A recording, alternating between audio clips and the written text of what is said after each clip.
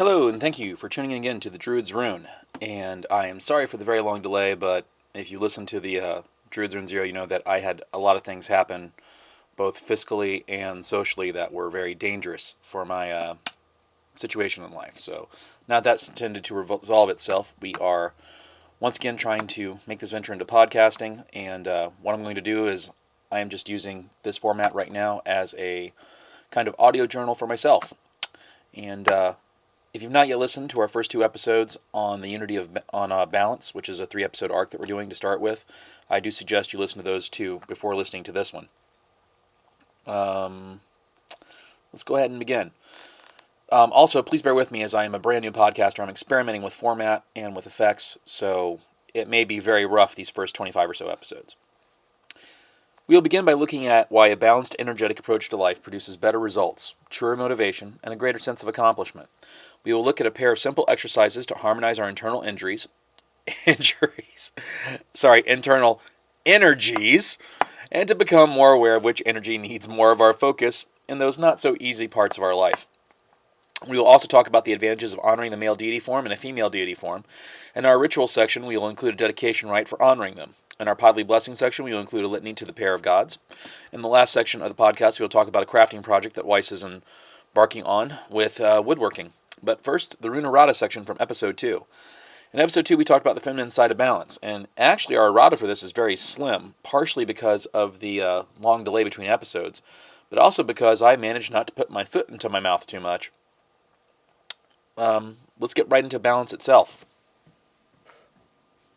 So, why balanced energy is better? Now, we're using energy in this term to talk about a psychological state, not Nuivru or any kind of power like you might get used from energy shaping exercises. We are specifically talking about the psychological energy of a human being. What makes a balanced approach to life much better is that it is, in my opinion, better than holding to a set of principles that will only take you in one direction. I often compare the balanced life to a rowboat. I use this analogy often, so if you hear me use it in more than one place, please be kind and just merely roll your eyes. Picture a rowboat. You're sitting in this rowboat, and you have a long journey ahead of you. There are 2 oars in the boat. If you row the boat with both oars at the same time, you will have a true heading. If you fail to do so, favoring one oar or the other, you will drift to port or starboard, and this is a bad thing. Favor one oar too much, and you will drift more that way. You change the heading of the boat. Use only one oar and you'll go in circles. These oars can represent many things: science and religion, faith and reason, severity and mercy. But for our example today, they represent the male and female energies inside the human being. Only when we are using both energies equally are we able to make progress. Yes, there are times in our life when we need to use one of these 2 oars more than the others. If we encounter an obstacle in our poetic water here, we cannot go straight through it, we must decide which of the 2 oars we will favor to navigate around it. But this momentary emphasis of energy does not mean we abandon the other oar altogether. Making this less poetic, let me illustrate how I see balanced energy working in everyday life. Imagine that you are trying to maintain your diet. Stop laughing. It's possible. Your doctor comes in and says to you, you need to be about 20 pounds lighter. With grim determination at the level of suck that you are about to endure, you swear not to drink soda, not to eat sweets, eat less and exercise more. You spend all day dreaming of soda, and then as you pass the corner store, you see a beckoning cold cola in the display case. It surely wouldn't hurt to have just one soda. Just one. I mean, you're weaning yourself off of it, right? And that's how it starts. Our youth desires to take over, and we let it. In a balanced person, the youth would be tempered by its father, saying, we know we shouldn't drink soda. And then the mother would supply an alternative like, if you are really thirsty, how about some cold tea or water? In a balanced energy pattern, we are able to maintain our ideas and turn them into action, and this is the great advantage of being balanced. When we are able to maintain our balance, we are able to act from not only our desires or as a response to the world around us, but we can act in line with what kind of life we wish to live. Some of you listening to this will think that I am now against hedonism. Nope. Hedonism is a very worthy set of behaviors. We'd all be better off if we let ourselves go every once in a while.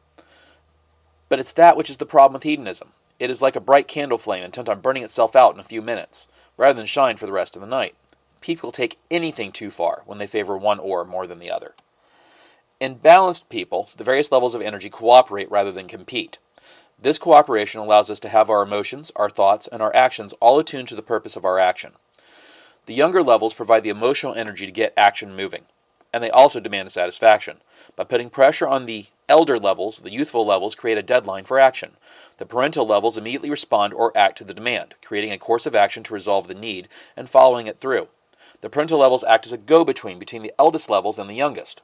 The parental levels draw on the experience of the eldest and the impetuousness of the youthful levels to fuel the action that they must take. The eldest levels then watch and record the results and develop thoughts and beliefs of most effective action from this new experience.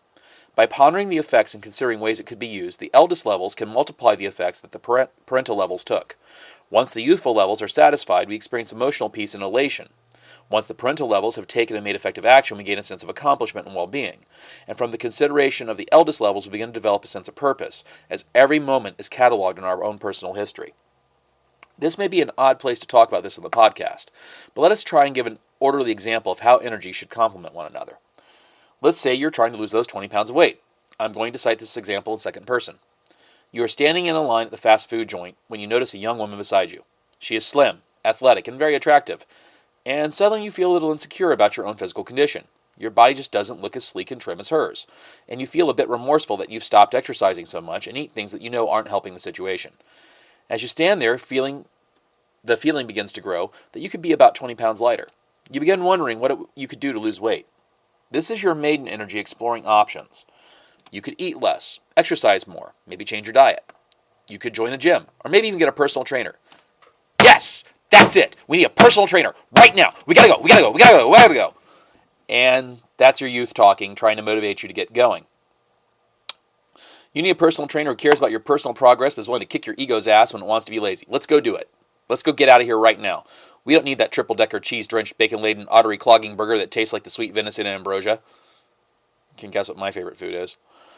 Let's go. Let's start working out. Let's go. Now. We saw that gym across the street. Let's do it. Move it.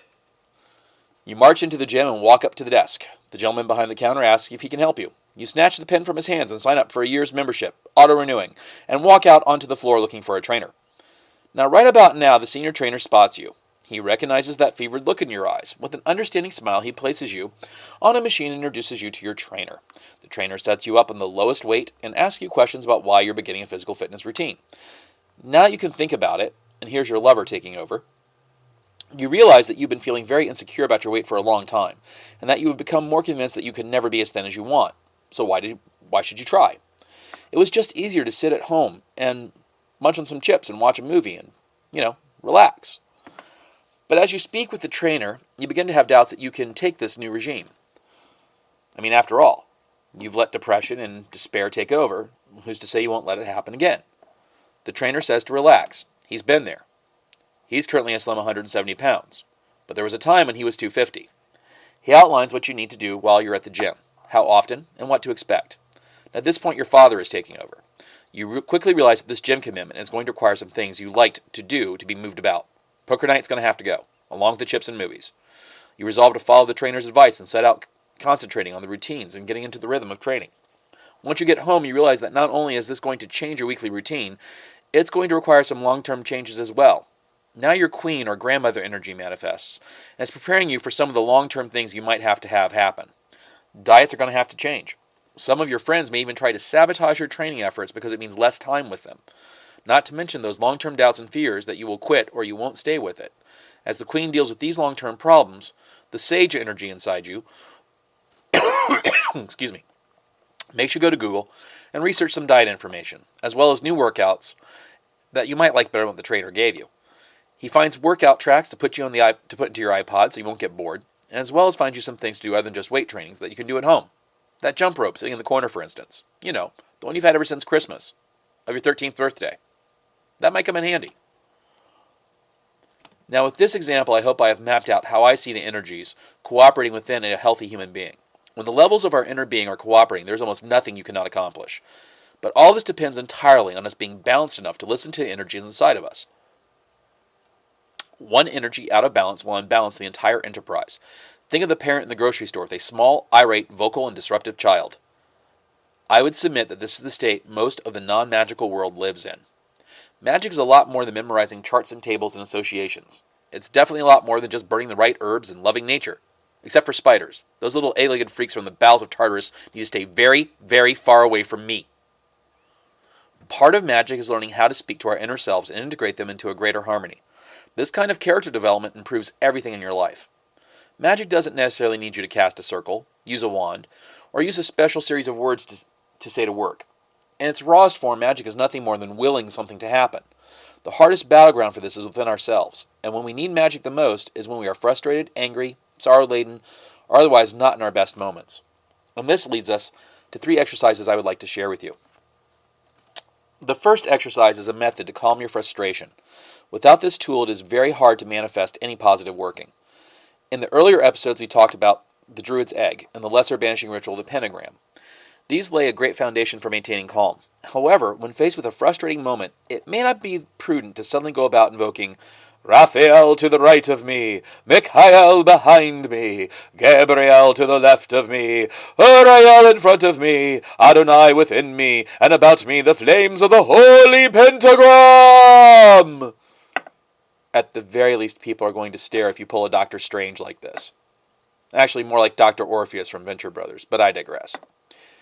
In my order, we're encouraged just to say to ourselves, I raise about me the Druid's egg.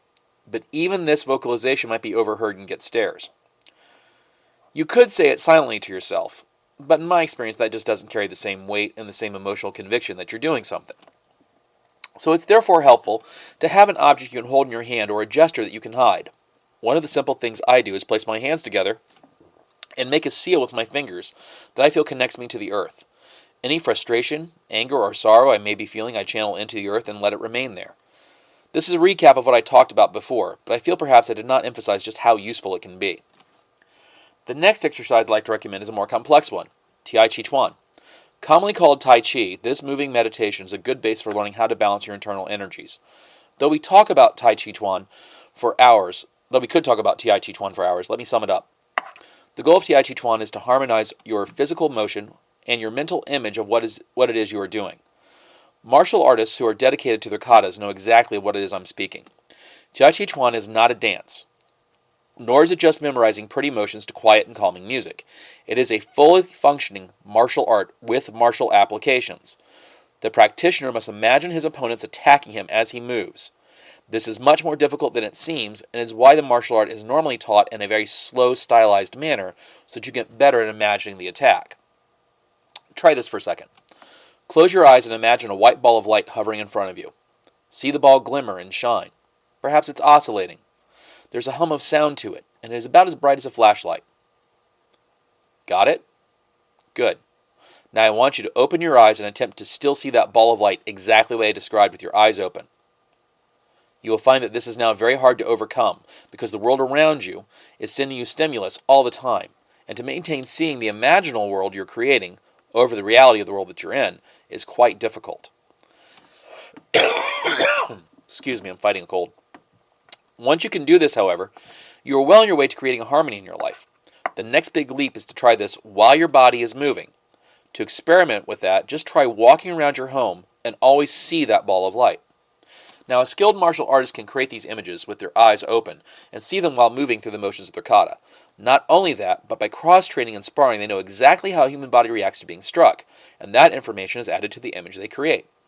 The result is astounding. When confronted with an actual attack, the brain and body do not freeze.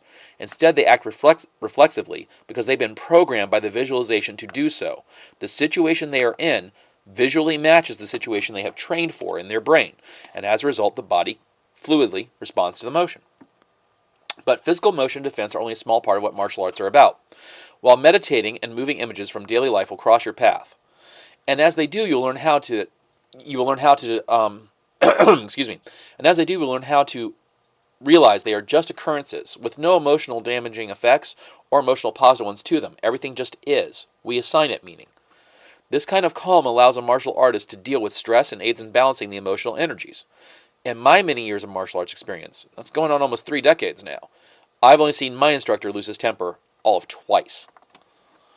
Once you get good at Tai Chi Chuan, you will have some kind of skill not only in creating images and moving with them, but you will be able to take that kind of self-programming and apply it to utilizing your inner male and female energies that we spoke of earlier. First, you will gain a sense of which energy is spiking in response to the environment. Second, you will gain a sense of timing, which energy should be allowed to spike and when they should balance. And finally, you'll be able to manifest the particular type of energy you feel you need at a whim. The process is so much like Tai Chi Chuan that I really believe the two exercises complement one another. By paying attention to your own emotional state in your daily life, not unlike the concentration of the kata, you will be able to understand why a particular energy is spiking and how to direct it to the effect you intend. For instance, someone attacks you for something you've created or enjoy as being wrong, either sinful or just shameful, or maybe it's just silly and childlike. Your inner youth is going to get angry because your inner maiden is hurt. Your father and your mother are going to have a quick discussion about how they're going to respond while keeping the youthful emotion-driven child levels of energy in check from any kind of impulsive action.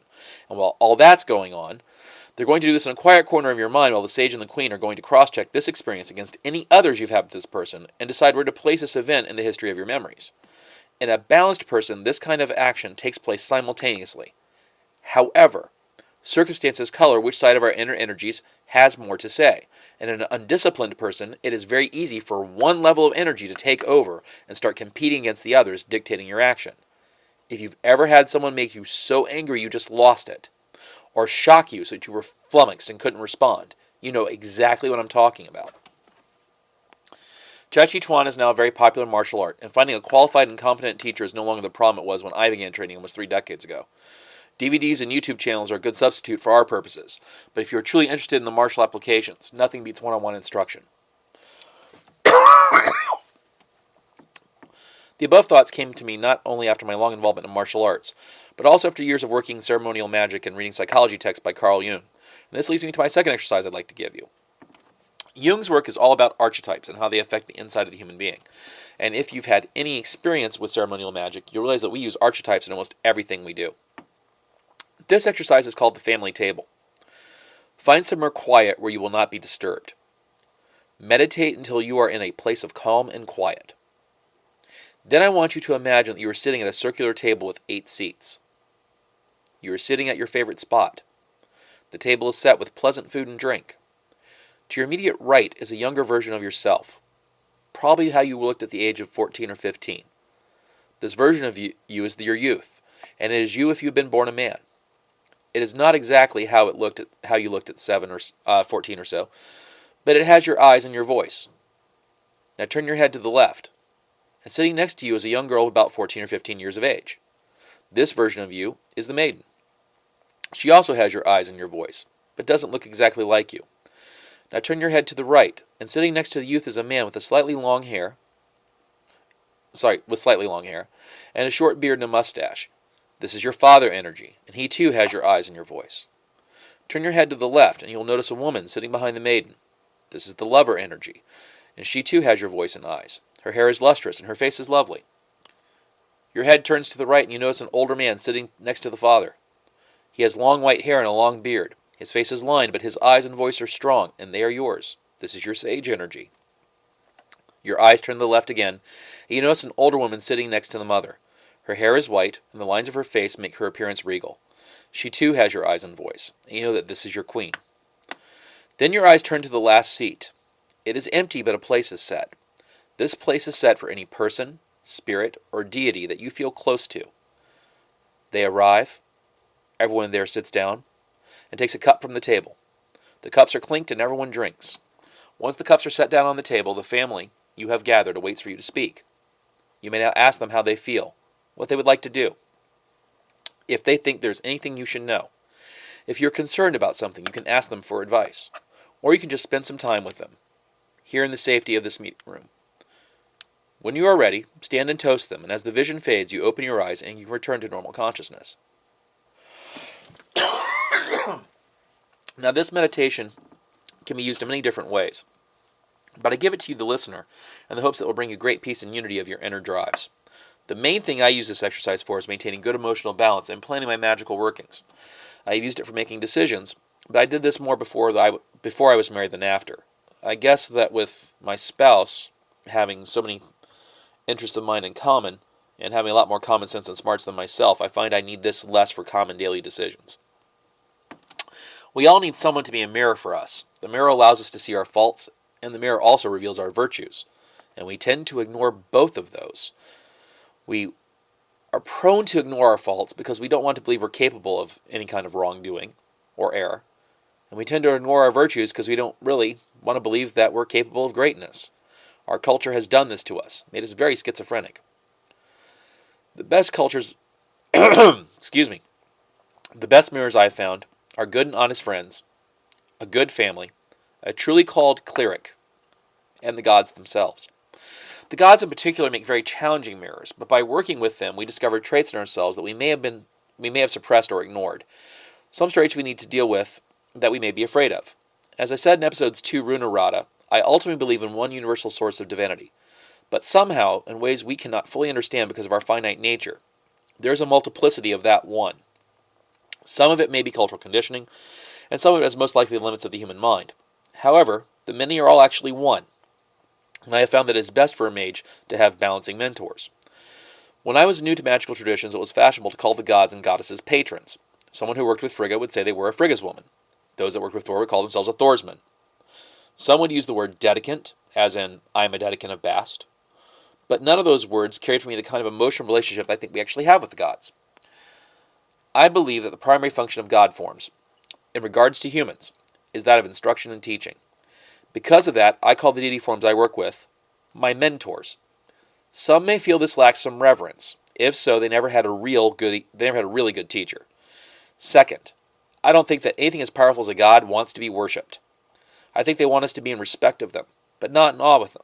You don't argue with beings you're in awe of. You don't question or consider their words and actions. And that is a path that leads to simply not learning but obeying, and becoming a fanatic. Beings we respect we argue with because we respect them. We want to understand why we differ, rather than try to placate them. I recommend to you that your mentors be at least 2 in number, one that is male and one that is female, the god form and the goddess form. I hold that the 2 images can be from different mythologies and cultures, so long as you understand what their role really was in that culture at the time. People going around claiming that Freya is nothing more than a Norse Aphrodite, or that Dodga is nothing more than a Celtic Zeus, really piss me off. Chongo is a character unique to his time and place. He is not just the African version of Thor. The best way to choose these mentors is to read the stories of their character and deeds, and see which match your own inner character the best. You may be surprised. In my own practice, I have had many mentors. Some remained only so long as to communicate a lesson to me and then left. Others stayed for years. But there are 2 in particular that have always been present in my workings and my meditations. The first is Lulamfada, the many-skilled son of Baelor the Fomorian, the man who should not belong to any tribe yet is adopted by the Tuatha De Danann as one of their own and made king to fight in the war against the Fomori. Lu is skilled in every art and is considered a solar deity. Lu has always been a part of my characters I seek to constantly improve, fight the good fight, learn new things, and sometimes it's done at great personal cost. My second mentor is Athene, commonly called Athena. The great great-eyed lady has been the mentor I am most aware of during the duration of my life. She is also skilled and wise, and prepared against any misfortune. She defends her people and does not seek glory but the best for her home city. I have many traits in common with Athena, not the least of which is my seeking of true wisdom. The connection to Athena is in particular so strong that my non-magical friends, many of them which are evangelical Christians, have remarked that if I had been any character in mythology, I would have been Athena. Now you may wish to divine whom your mentor is, or wait for some kind of omen. However you do it, it should not be a mentor you choose. I mean, if I'd had my choice, I'd have chosen Adonis, Thor, Apollo, some other jockey pretty boy for a mentor. It would have made high school much easier. But if I had, I never would become the person I am now. And I am rather fond of myself. The danger in choosing a mentor is simple. You might not understand who you really are, and therefore miss the lessons of what you really need. Once you have determined who your mentors are, it is important to honor them and listen to the omens they send. I found for myself it happened mostly in dreams, and other things people would say around me. Someone would be speaking about something, or someone, that had no relation to me, but I would hear a click that told me that something about that applied to me. Honoring mentors is very personal. I do not recommend it border on the grandiose worship rites of bad movies. Athena has never sent me a sign from Olympus, however loudly I shout her praises to the quarters, nor has she ever responded to burnt offerings of a bovine nature. I'm pretty sure Homer has it wrong. But reading? Oh, that Athena responds to. Whenever I'm reading politics or philosophy, I can keenly feel her presence with me, whispering to me challenges to what I am, what I'm reading, what I believe. Whenever I'm making something, I can feel Lu chiding me if I let my attention wander. And this brings me to one of my grand rules. It is one of my grand rules of the cosmos that the gods are most keenly felt when we are engaged in an activity or relating to the force they represent. Therefore, the best way to honor them is to participate in those domains. Now, some common sense is needed here. I strongly recommend that you don't flake out. Chopping off your hand to feel more keenly connected to Nuada is a bad idea. But when we work with the elemental force or activity the god form represents, we draw ourselves closer to them. The second way to honor the gods is that of the personal shrine. It doesn't take much room. I use a pair of dresser tops with a cloth over the top of them. On top of those, I have some statues, a couple of pictures, and a couple of candles. The purpose of a shrine is to remind you of something it is you're trying to emulate. But if you want to take the next step, I strongly recommend rites of reverence. The structure of such a rite is very simple. It would follow along something like this. First, prepare a ritual space. Second, call upon the attention of the god form you're revering. Third, recite your own thoughts and appreciation for that godly form. I highly recommend some kind of poetry, but that's because I'm a poet. Fourth, feasting. Pour a libation to the god. Perhaps burn a bit of food. Now, I'd like to address why I feel we all have the need to have at least two mentors. It is very easy to fall into a mental habit of asking ourselves what the god we feel close to would do, rather than actually make our own action and take our own initiative. Have you ever seen those "What Would Jesus Do" bracelets and signs? I personally find that very disturbing, because by completely subjugating yourself and your personal identity to what you understand of any god form, you're making yourself less human and less yourself. You're becoming a number, a product, sheep in a flock. I often point out to fundamentalists that if Jesus had such a bracelet on his wrist, it would read, "What would I do?" And this is a much more appropriate question for any ethical or moral question in your life. Having more than one source of mentoring prevents this trap. It also allows us to internalize the reality that there may be many different ways to address an issue, and that the best solution may be outside our normal methods of thought. In my particular order of Druidry, one of the things that's recommended is not to see things as if-then statements. If-then, white, dark, positive, negative, but to see everything by at least three sides.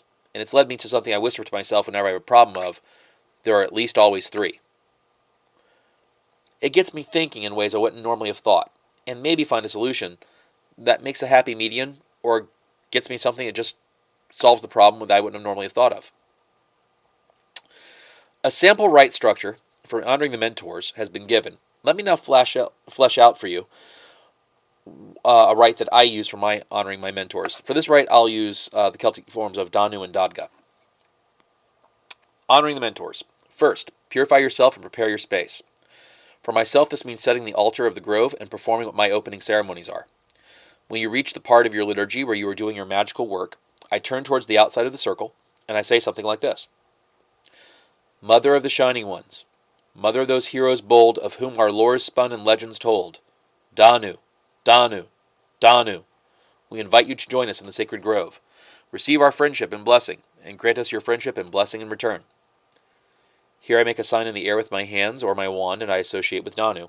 Then I turn to the other side of the circle, and I say, Father of the Shining Ones, father of those heroines bold, of whom our lore is spun and legends told, Dadga, Dadga, Dadga, we invite you to join us in the sacred grove. Receive our friendship and blessing, and grant us your friendship and blessing in return. Then I draw a sign in the air that I associate with the Dadga. I wait in reverence as the energies I've invited to work within me. And when you hear a thought or a soothing feeling or suddenly feel some emotion, you may feel inspired to do something, or you may simply feel nothing at all. And all of that is fine. Know that your mentors are aiding you in your learning, and they will do their part if you do yours. At this point, after I feel the work has been accomplished, I will typically pour both mentors a libation. After all this is done, I perform the closing of the grove. Now, the above can be fleshed out or redacted as much as you feel you need. Sometimes I feel inclined to tell the deeds of the mentor in the legends. The first time I honored Athena, I actually recited part of an ancient poem about her form. The point is to choose such focuses that aid your perception of the deity form. If you are working with Belinus, it might not be best to perform this working at night wearing a robe with stars and moons. Let us turn now to the crafting section of the podcast. Excuse me. Ending our cast tonight is the crafting section. And Wise Thrice has been working on some woodworking projects. Specifically, I've been working on my Druid staff. As I see the staff as a metaphor not only for upright and noble behavior, but it's also a symbol of the human spine and the power centers that lay along it. For those of you familiar with yoga, you tend to call these chakras. I am currently trying to find a better word than that, and a word that works for how I see the power centers working. Chakra actually literally means wheel, and that's because in the system of yoga, particularly Kundalini yoga, energy is seen to revolve those like wheels. But that's not exactly how I see it. I have a far different mental map of how that works, and we'll go into that in a different podcast. So, as I said, the staff is what I see as this metaphor. It's the spine, and the power centers layer on top of one another along the staff. When you're holding the staff with its foot on the ground and the head in the air, it kind of mirrors how energy moves up and down. I've discovered that woodworking is really messy. Dust gets everywhere. I mean everywhere. I am currently experimenting with how to place a groove in the body of the staff that can then be filled with a different colored material that will lay flush and even with the surface of the staff. The staff is bright white by nature. The wood is very white once I clean the bark off of it. And I would like to use an alternating color of silver and gold in this groove because of some other things I see about magic and how energy has certain color associations. And I want to do that so that you can see the power going up or down the central column, and then it becomes a metaphor for how it moves through your body. Across this central groove, I'm then going to put lines that will be Oyam letters that read out my own personal magical motto. If you're not familiar with magical mottos, these are quite popular in many forms of Hermeticism. Typically in the Golden Dawn derived traditions, you would have a section on the Earth Pinnacle where you would lay your magical motto. Actually, I think about it, Golden Dawn, I think, actually put mottos on all the 4 main elemental tools. But I'll have to double check that now I say that out loud. And my personal magical motto is actually pretty easy. For a while, I had this really long one that was like 7 different virtues. But in the end, I just summed it up with, do deeds worthy of being sung about. Deeds worthy of song, I think, is actually how I had it translated into Gaelic. Then along the sides of this staff, I'm considering running a fake vine of ivy leaves, kind of like, the fake plastic plants you get in holiday stores. And along that ivy leaf vine, I want to put some mistletoe leaves and berries, and holly leaves and berries, so that there is a druidic association to the plants. Ivy clinging to things represents fidelity, loyalty. Mistletoe, of course, is the grand holy plant of Druidism. And holly represents kind of eternal renewal or eternal power. Holly also has some apparently associations with warriors. I'm not quite sure, as I say it out loud, that is exactly truthful, but I remember hearing that now as I speak out loud in the podcast, that my mentor was telling me that at one point. And that mentor actually was my Druid mentor. Finally, I'm thinking of adding a figurehead. The figurehead will represent the 3 classical worlds of the Celtic worldview, the sky, sea, and land. And how I'm thinking of doing that is I'm thinking about taking, if you think of rings, like magicians use, that interlock, I'm thinking of taking small versions of that and interlinking them so I have a triskele on top of the staff. Currently the staff is plain, and there's something definitely said about its simplicity. Just holding the plain wooden debarked staff is very powerful. But damn it, I want to get my Druid bling on. So that pretty much ends the podcast.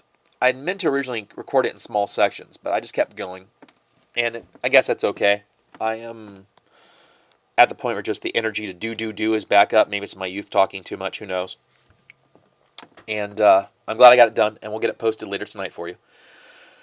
The upcoming podcasts are probably going to be much the same kind of format. I'm trying to iron it out for sure what the structure will be. And one of the thoughts I've had is to start doing not only this cast the way I have it structured, but when I have thoughts that wouldn't necessarily gel with it, like if I have a special interview with somebody, if I'm lucky enough for that, or if I want to tell a legend or a fable or a story, to do separate sections of that. Like at this point, I've started a second series of videos called the Druids, Runes, Rambles, which are just whatever random thought I had that day that wouldn't normally fill in with the feel of the show. Please also forgive me. I probably should have waited. Health issues and stuff with the cold, but just I wanted to get it done. I wanted to get it done now, reignite the fire. Strike while the iron's hot kind of thing. So please forgive the rough sound. And understand that I'm still brand new at this, so I'm still trying to figure it out. We're also going to experiment with adding some music to the show. So anybody who's a podcaster who knows safe places for pod-safe music, please send them my way. I found a couple, but the selections for what I want to do just don't really match yet from what I've seen. And that is about it. In Druid's Rune 4, I decided we'd actually start talking about the virtue of silence. There is a common thing in most forms of Wicca, and in some forms of Hermeticism, called the pyramid. And this is typically 4 virtues that you're required to memorize and then live out. And one of them is to be silent. If I remember correctly, it goes something along the lines of, gosh, I haven't had to say this in years, so I'm not sure I've got it right. To dare, to know, to be silent, and then I think the 4th one is supposed to be to practice. But silence has its virtues, and we'll go into the particulars of it, why in that podcast, but it's been a feature of magical communities all throughout history until recently. It has only been very recently that mages have been able to come out of the closet and not be afraid of being ostracized at the least, or ridiculed, or in the worst cases, beheaded. I mean, we still have places in the world where if you're called a witch, they will behead you. Reasonably sure if I went anywhere in the Muslim world and people found out I was a Druid, I would have my head off my shoulders. Infidel. Not even start talking about what some of the people I've met have to deal with when they come out of the broom closet and their family disowns them. So silence is a good thing. And by silence, I mean more than just, not talking. I mean the silence of keeping yourself a little bit hidden from the world, which, as you can tell from certain things in my life and also from my anonymity and from the first ramble that I put up in Druid's Rune Rambles, is a subject that is right now on my mind. But also in that episode, we're going to talk about silence as a virtue and the actual practice of it. This was partially inspired by what I've seen Franciscan monks do.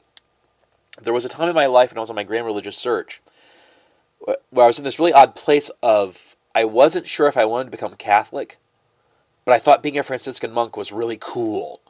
And I don't remember looking back at that, how I got that dichotomy in there, but I did. And I think it's just because of all the Catholic orders I've seen. The Franciscans seem to me to be the ones that probably have, if there ever was a historical Jesus, they probably have in line with what he was trying to do. They probably have it the best. The Jesuits have phenomenal scholars and teachers. The Dominicans are great organizers, and the Benedictines did a lot to save Europe during the Dark Ages with their monastic rule. But the Franciscans, just to me, seem to be, if you're Catholic, what you should be trying to shoot for.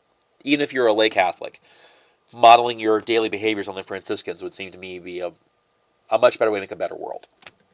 And it's kind of telling that the current Pope, if I remember correctly, actually named himself after Francis of Assisi. So there you go. Francis is also somewhat near and dear to my heart because he is considered to be the patron saint of animals in Catholicism. And, well, I'm a Druid. Animals are kind of important. And he's also got a prayer that is very Druidry. Druidly? Jewish. We'll use Jewish. Why not? Mel Brooks can sue me for copyright. That is very Jewish about the world and how the world applies to your inner spiritual being. So, look forward to that in Druid's Rune 4. We are coming in the time limit in just under about 40 minutes. I do hope you enjoyed this very rough of the first 3 episodes. We'll be reviewing them and running them by other podcasters I know and seeing what recommendations they give. And hopefully we'll have some bumpers soon and see what we do. So, thank you for listening. Until I see you again, I wish you health, wealth, and peace.